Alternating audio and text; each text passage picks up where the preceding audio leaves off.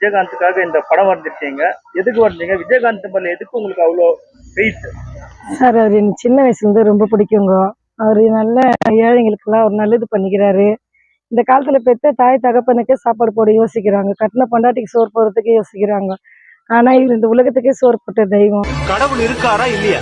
கடவுள் யார்?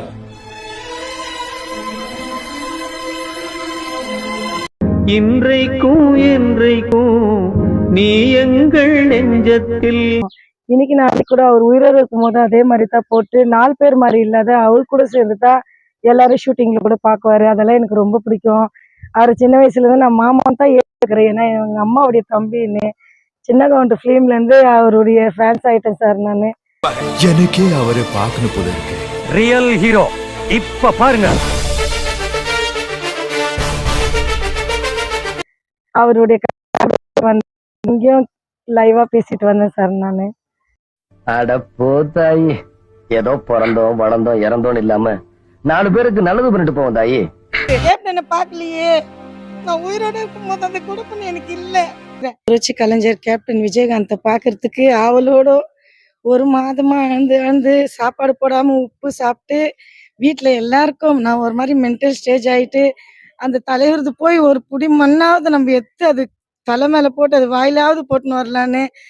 என்னைக்குமே கேப்டன் ஒரே ஒருத்தர் தான். எம்ஜிஆர் எப்படி தமிழ்நாட்டுக்கு ஒருத்தரோ அதே போல கேப்டன் புரட்சி கலைஞர் விஜயகாந்த் அவர் ஒரே ஒரு தெய்வம் தான். அவர் ஒரே ஒரு விளக்குனா அது கேப்டன் மட்டும் தான். யார் வீட்டுல கேஜிஎஃப்ல ஒரு வீட்டுல கூட சாப்பாடு செஞ்சு நாங்க யாருமே சாப்பிடல. எல்லா ஃபேமிலில இருந்து எல்லாமே பசியும் பட்னியுமா அது கேப்டன் எங்க வீட்டுல எழுந்த எழுப்பாக நாங்க நினைக்கிறோம். அவரு கல்லறையில உயிரோடு தூங்கி நிற்கிறார். சிங்கம் மறுபடியும் வெளியே வரப்போகுது. அது சாவல, அது உயிரோடு இருக்குது. என் உள்ள தாங்க முடியல, என்னால தாங்க முடியல. இன்றைக்கும் என்றைக்கும் நீ எங்கள் நெஞ்சத்தில். கேஜிஎஃப் கோலார் தங்கவயல்ல இருந்து அவர் ஒரு சிஎம் இல்ல, ஆனாலும் சிஎம் ஆக போறாரு, மேடம் ஆக போறாங்க, பசங்க ஆக போறாங்க. இது நிச்சயம். இந்த வெற்றியில நானும் கேஜிஎஃப்ல இருந்து வந்து கலந்துக்கத்தான் போறேன். ஏன்னா அது ஒத்துழைப்பு கொடுக்க வேண்டியது நம்முடைய இது. யாரும் இந்த காலத்துல செய்யறேன்னு சொல்லுவாங்க, செய்ய மாட்டாங்க. ஆனா செய்யறதுக்கு முன்ன வந்த ஒரே கேப்டன் யாருன்னா புரட்சி கலைஞர் விஜயகாந்த் மட்டும் தான் இந்த இடத்துல இருக்க முடியும். இன்னைக்கு இந்த நாடே உங்களை பத்தி தான் பேசு. அண்ணாத்த எங்களுக்கெல்லாம் நல்லது பண்ண வந்திருக்க, உனக்காக எங்க உசிரையே கொடுப்போம். என் விசாரணையே ஒரு மாதிரியா இருக்கும். எனக்கு அவர் ரொம்ப பிடிக்கும். செத்த நாள் பண்ணேன், அப்புறமேல்ட்டு அவருடைய பர்த்டே பண்ணேன். என்னால முடிஞ்சிருந்து ஏதோ ஒரு 4 ஏழை ஜனத்துக்கு என்னால முடிஞ்சிருந்து அவங்களுக்கு நான் கொடுத்தேன் சார். நம்ம சொத்தை அடைஞ்சாலும் சரி, நம்மளுக்கு தேவை மக்கள். இந்த மக்களுக்காக யாராவது ஒருத்தர் செத்து கிடையாது, என்னுடைய பேர் இருக்கட்டுமே.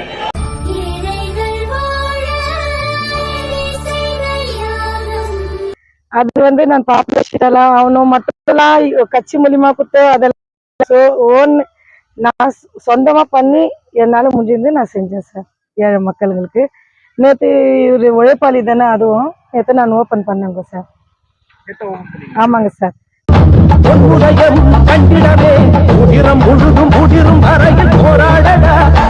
விஜயகாந்த் சார் பேர்ல நல்லது பண்ணுவீங்க. ஆமா. ஃபியூச்சர்ல என்னென்ன நல்லது பண்ண போறீங்க? கண்டிப்பா சார். பசங்களுக்கு உடைய எஜுகேஷனுக்கு பண்ணலான்னு, வயசாயிட்டவங்களுக்கு எதோ என்னால முடிஞ்சிருந்து. எனக்கு எந்த பேக்ரவுண்டால எனக்கு எதுவும் கிடையாதுங்க, நான் ஓனா பண்ணுகிறேன். எங்க தம்பி அவங்க இருக்கிறாங்க, வாலிப பசங்க, அவங்க அவ்வளோதாங்க சார். மற்றபடி இல்லை. வாலிப பசங்க நாங்கள் எல்லாம் சேர்ந்து மெயின் நான் அக்கா எது செஞ்சாலும் நீன்னு சொல்லிட்டு என்னை செய்ய வச்சு வாலிப பசங்கெல்லாம் என்னை ஓப்பன் பண்ணுவேன். நான் ஒரு தடவை சொல்லுவேன், ஒரே தடவை தான் சொல்லுவேன், கேட்கல அடிச்சு சொல்லுவேன். தம்பி சார், நான் கவுன்சிலருக்கெல்லாம் நிக்கல, அரசியல் வர்றதுக்கெல்லாம் நான் ஆசைப்படல சார். அவருக்கு ஒரு உண்மையான ஒரு இதுவா இருக்கணும், ஒரு தொண்டனா இருக்கணும், ஒரு தோழியா இருக்கணும்ன்ற ஒரு இதுக்காகத்தான்.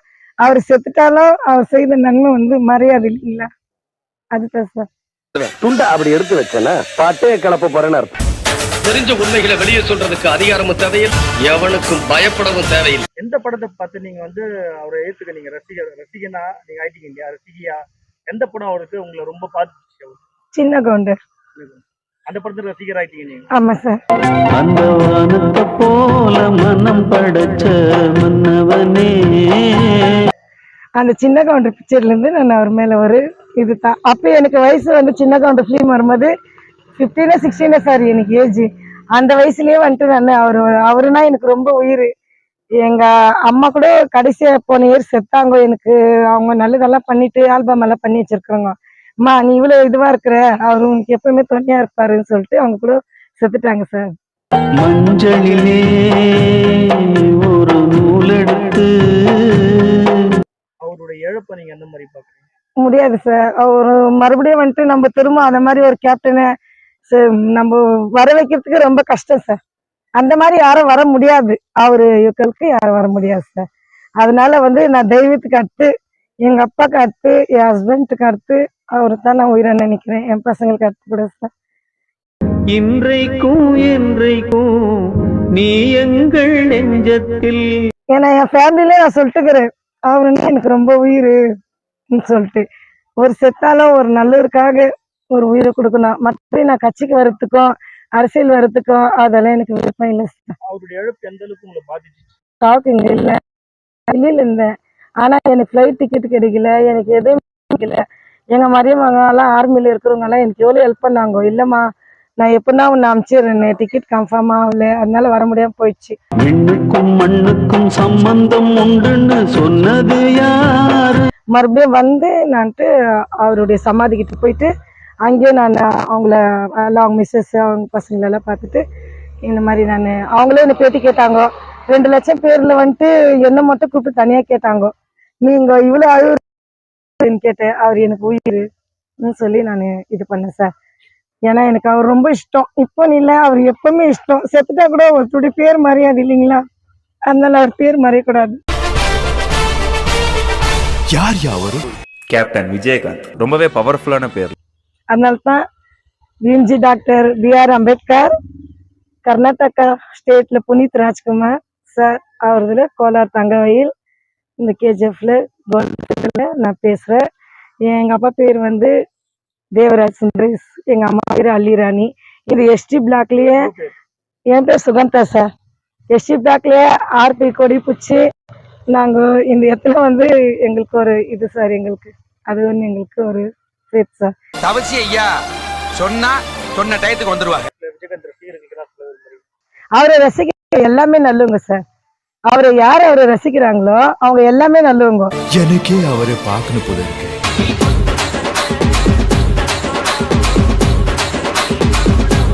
ஏன்னா அவர் வந்து ரொம்ப லைக் பண்றவங்க வந்து அவர் வந்து எதுக்காகவும் இல்லை.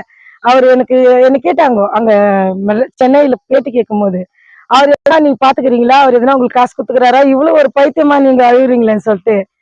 அவருக்கு கொடுக்கல, அவருக்கு பணம் கொடுக்கல, நான் அவர் மூஞ்ச பார்க்கல. அவங்க வீட்டுல அவங்க ஒய்ஃப் கிட்ட நான் 1 ரூபாய் வாங்கினது கிடையாது.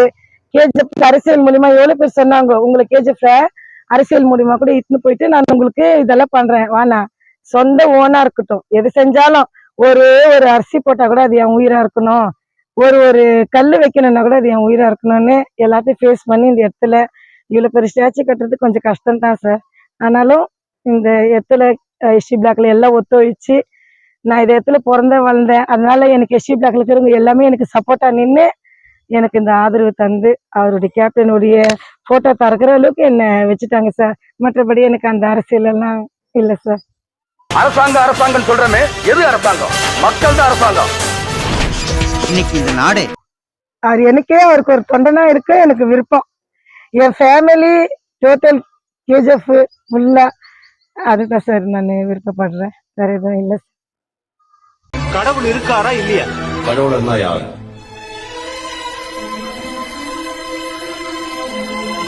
இன்றைக்கும் என்றைக்கும் நீ எங்கள் நெஞ்சத்தில்.